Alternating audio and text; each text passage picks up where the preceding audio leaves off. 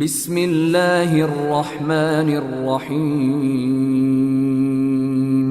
دیکھتے رہیے دل اپنا پاکستان۔ السلام علیکم ناظرین، میں ملیحہ غزن دل اپنا پاکستان کے دوسرے ایپیسوڈ میں آپ کو خوش آمدید کہتی ہوں۔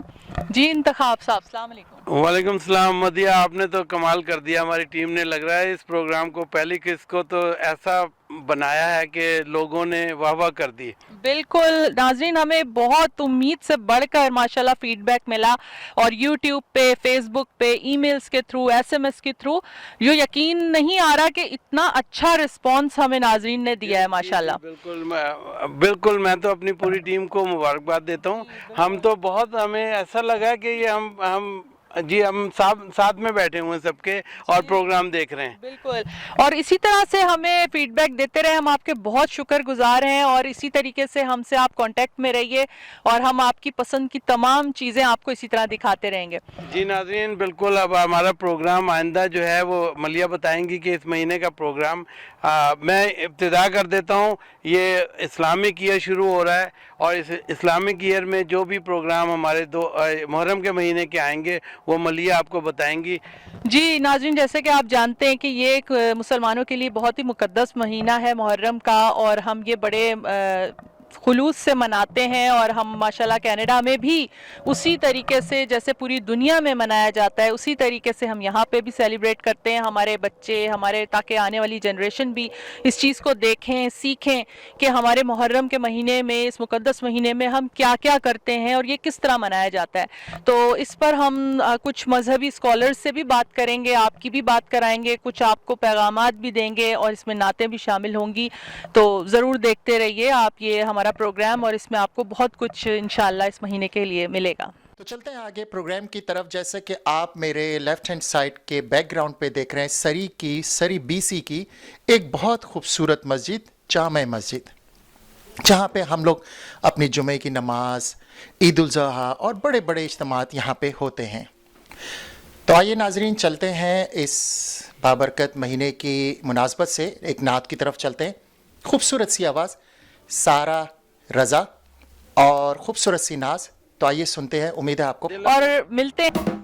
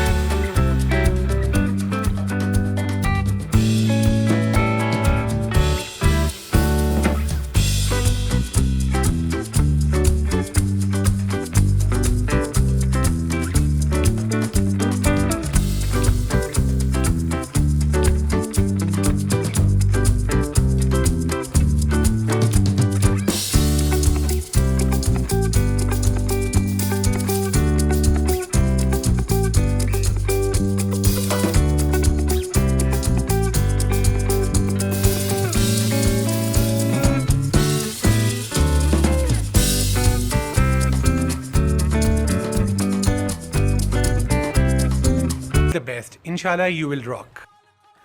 آج ہم مدرسہ دارالاحسان میں مفتی عاصم رشید صاحب کے ساتھ ہیں، اور مفتی عاصم رشید صاحب اس مدرسہ کے محتمم اعلیٰ اور نگران ہیں۔ تو آج ہم ان سے حج کے بارے میں، اور ذی الحج کا مہینہ ہے اس کے بارے میں بات کریں گے، اور پھر نیو ایئر جو کہ ہمارے اس پروگرام کی ریکارڈنگ کے پلے ہونے پہ ساتھ ہی شروع ہو جائے گا۔ تو ہم محرم اور اسلامی مہینوں کے بارے میں بات کریں گے۔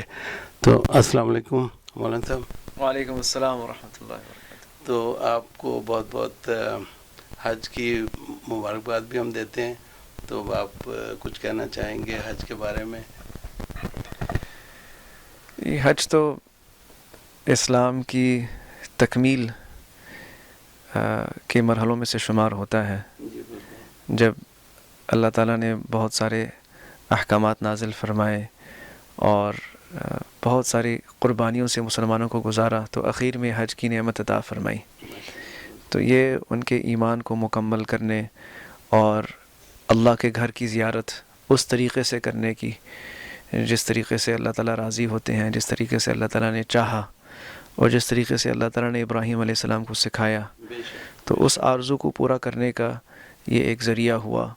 اور پھر وہ مبارک خاندان ابراہیم علیہ السلام، حضرت حاجر اور حضرت اسماعیل علیہ السلام، ان کی قربانیاں، اس کی یاد تازہ کرنا اور اپنے اندر قربانی کے جذبات کو تازہ کرنا، اپنی زندگی کو تبدیل کرنے کے عزائم پیدا کرنا، تو یہ ساری چیزیں حج کے اندر ہوتی ہیں۔ اور جو حضرات حج پہ نہیں بھی جاتے ان کے لیے بھی بہت سارے موقع ہیں۔ حدیث میں آیا کہ وہ 10 دن وہ اللہ کے ہاں محبوب ترین ایام ہیں، ان میں اعمال کی قیمت سب سے زیادہ ہوتی ہے۔ تو جو لوگ حج پہ نہیں بھی جا سکتے وہ بھی روزہ اور نماز اور تلاوت اور ذکر اور ان اعمال کے ذریعے اللہ کا انتہائی قرب حاصل کر سکتے ہیں۔ اب اس کے بعد ہے محرم، اور محرم جو ہے یہ ان 4 مہینوں میں سے ہے جن کی خاص اہمیت ہے اللہ تعالیٰ کے ہاں۔ قرآن میں اللہ تعالیٰ فرماتے ہیں کہ ان عدۃ الشہور عند اللہ 12 شہرا فی کتاب اللہ یوم خلق السماوات والارض منها 4 حرم، مہینے 12 ہیں، ان میں سے 4 جو ہیں یہ اشہر حرم ہیں، یہ بہت محترم مہینے ہیں، اور ان کی حرمت تو ابراہیم علیہ السلام کے زمانے سے چلتی آ رہی تھی۔ عرب بھی ان مہینوں کے احترام میں اپنی جنگوں کو روک دیا کرتے تھے۔ تو اب محرم انہی مہینوں میں سے ہے، اور یہ اسلامی اور ہجری سال کا آغاز بھی ہے۔ محرم کے اندر جو سب سے اہم چیز ہے وہ عاشوراء ہے، یعنی 10ویں محرم کا روزہ۔ یہ ایسا عمل ہے کہ آپ صلی اللہ علیہ وسلم بچپن سے کرتے آ رہے تھے، اور باقی عرب بھی یہ کرتے ہوئے آ رہے تھے۔ بہت ساری چیزیں تھیں جو عربوں نے ابراہیم علیہ السلام کی تعلیمات میں سے باقی رکھی ہوئی تھیں، یہ ان میں سے ہے۔ تو آپ صلی اللہ علیہ وسلم باقاعدگی سے اس کا روزہ رکھتے، مکے میں بھی رکھتے رہے۔ جب مدینہ منورہ منتقل ہوئے تو وہاں پہ بھی آپ نے رکھا اور اس کی پابندی سب سے کرائی، یہاں تک کہ ایک مرتبہ آپ صلی اللہ علیہ وسلم باہر تشریف لے گئے اور آپ نے کہا کہ بھائی جس نے روزہ نہیں رکھا اور اس نے کھا لیا ہے اس کو بھی چاہیے کہ شام تک بھوکا رہے، روزے والوں کو جی اس روزے کا احترام کرے، اور وہ 10ویں محرم کا روزہ تھا۔ اور آپ صلی اللہ علیہ وسلم کو مدینہ منورہ میں یہ بھی معلوم ہوا کہ جو یہود ہیں وہ بھی اس دن کا روزہ رکھتے ہیں، اس کا احترام کرتے ہیں۔ تو آپ نے پوچھوایا کہ ان سے پوچھو یہ کیوں رکھتے ہیں، تو انہوں نے بتایا کہ یہی وہ دن ہے جس میں اللہ تعالیٰ نے موسیٰ علیہ السلام اور بنی اسرائیل کو نجات دی اور فرعون اور اس کی قوم کو ہلاک کیا، تو ہم اس کی خوشی میں اور موسیٰ علیہ السلام کی اس نجات پر ہم یہ اس کا شکر کے طور پر روزہ رکھتے ہیں۔ تو آپ صلی اللہ علیہ وسلم نے فرمایا کہ موسیٰ علیہ السلام کے زیادہ حقدار تو ہم ہیں۔ تو بہرحال آپ صلی اللہ علیہ وسلم پہلے سے عمل کر رہے تھے، بعد میں پتہ چلا کہ یہ لوگ بھی رکھ رہے ہیں۔ پھر رمضان کے روزے جب فرض ہوئے تو آپ صلی اللہ علیہ وسلم نے اس عاشوراء کا روزہ اس کو اس طرح سے رکھا کہ بھائی جو رکھ سکتا ہے وہ رکھے، جو نہیں رکھ سکتا اس پر کوئی گناہ نہیں ہے۔ یعنی پہلے یہ فرض اور واجب کے درجے میں تھا، اب یہ سنت اور مستحب کے درجے میں ہے۔ تو رمضان کا روزہ کہ 30 روزے جو ہیں یا 29 یہ اس کے قائم مقام ہو گئے۔ آپ صلی اللہ علیہ وسلم نے یہ بھی فرمایا کہ اگر میں اگلے سال تک جیوں گا، یہ آپ صلی اللہ علیہ وسلم اپنی زندگی کے آخری سال میں فرمایا کہ اگلے سال میں 2 دن رکھوں گا، 9 اور 10۔ تو اس سے پتہ چلا کہ سنت اصل یہ ہے کہ 2 دن رکھے جائیں، چونکہ یہودی صرف 10ویں کو رکھتے تھے۔ آپ صلی اللہ علیہ وسلم نے فرمایا کہ کہیں ایسا نہ ہو کہ وہ یوں سمجھے کہ ہم ان کی کاپی کر رہے ہیں، تو آپ نے فرمایا کہ 9ویں اور 10ویں دونوں کو رکھو۔ تو مسلمانوں کو چاہیے کہ اگر ہو سکے 9ویں 10ویں کا رکھیں، اگر 9ویں کا چھوٹ جائے تو 11ویں کا رکھ لیں، وہ بھی ٹھیک ہے، یہ کم از کم 10ویں کا رکھنا چاہیے۔ تو ذی الحج کے مہینے کے یہ 2 روزے جو ہیں یہ واجب تو نہیں ہے لیکن ان کو سنت کا درجہ دیا جی یہ مستحب ہیں اور سنت ہیں. اور مسلم شریف کی روایت میں آیا کہ پچھلے سال کے گناہوں کا کفارہ بن جاتا ہے یہ ایک روزہ. اللہ تعالیٰ معاف کرنے والے ہیں. بالکل بالکل. اور اب آپ باقی اگر آپ نے 4 مہینے کی بات کی ہے تو اگر 2-3 مہینے جو ہیں محرم کے علاوہ ان کے بارے میں کچھ بات کرنا چاہیں تو شوال اور ذوالقعدہ اور ذوالحجہ. ذوالقعدہ ذوالحجہ محرم، شوال تو اس کے اندر داخل نہیں ہے. ذوالقعدہ ذوالحجہ پھر محرم، یہ 3 مہینے مسلسل ہیں. اور پھر اس کے بعد رجب آتا ہے. جی جمادی الاولیٰ جمادی الاخریٰ کے بعد رجب آتا ہے. تو 3 یہ محترم مہینے اکٹھے ہیں اور ایک بعد میں آتا ہے رجب. جی تو ہر مہینے کے اپنے اپنے فضائل ہیں اور اپنے اپنے اعمال ہیں. مقصد سب کا یہ ہے کہ آدمی کو اللہ تعالیٰ موقع دیتے ہیں کہ اب وہ اپنی زندگی تبدیل کر کے اللہ کی طرف واپس آ جائیں. بالکل ناظرین، اب جیسے کہ آپ نے دیکھا ماشاءاللہ مذہبی اسکالر سے بھی ہماری بات چیت ہوئی. اب آپ ضرور دیکھتے رہیے دل اپنا Pakistan.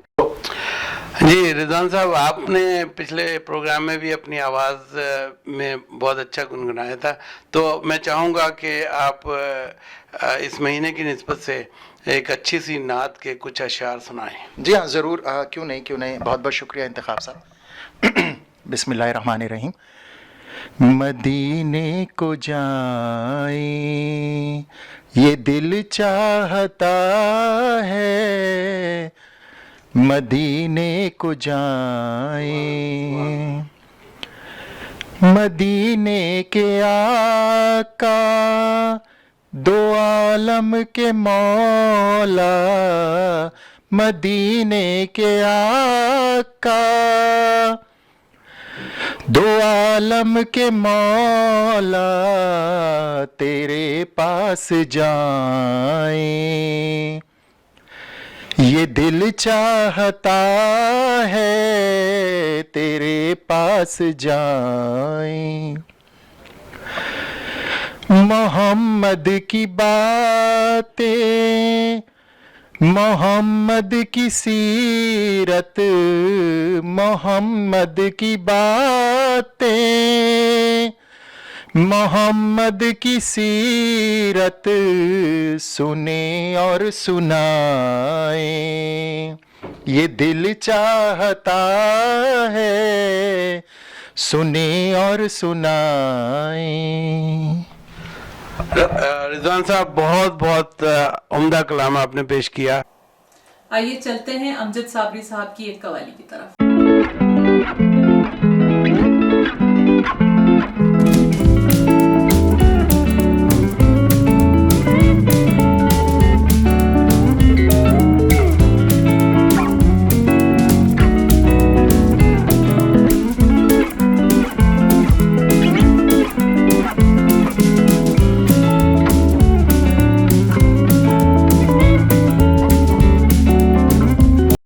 Swagger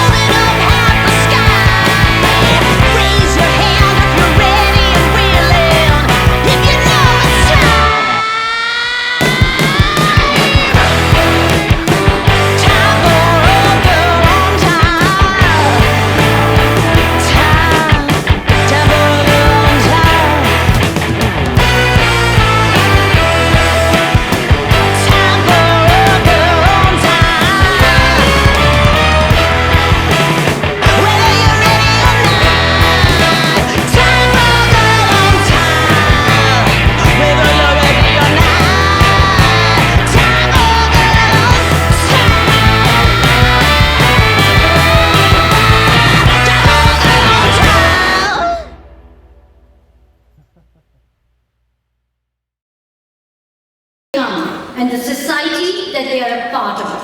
So there has to be a streak of madness.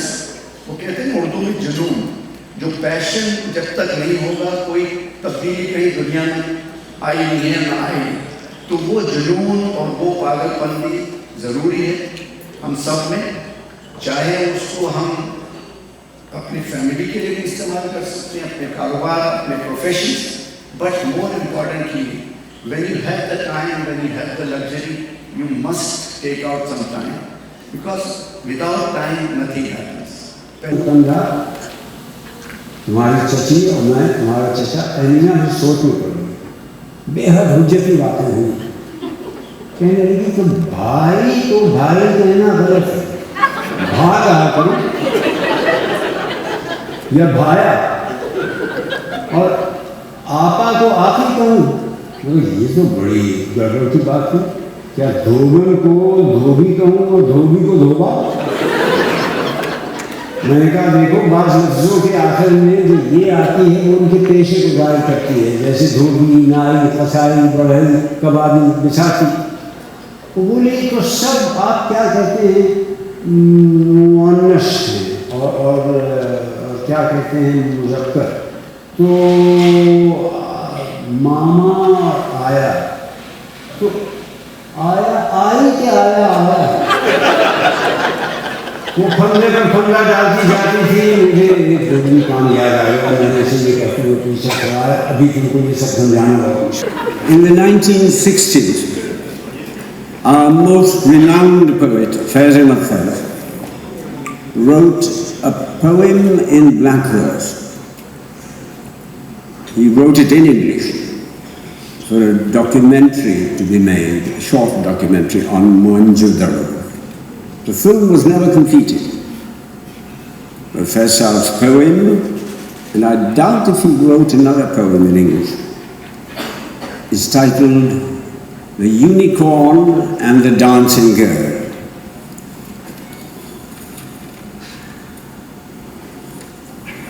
In Pakistan, as elsewhere in Asia and Africa, time past is time present. And in the past which never matches man nor history, and history does not remember time. There was no time, only timelessness. The timelessness of the city of the dead and of the graves of nameless saints with their tattered flags which never rallied anyone to any cause, and the earthenware lamps which shed no light on the mysteries of human darkness. The timelessness of the unicorn, presiding over pots and pans, over weapons and vanities of the city of the dead, who is not even a unicorn,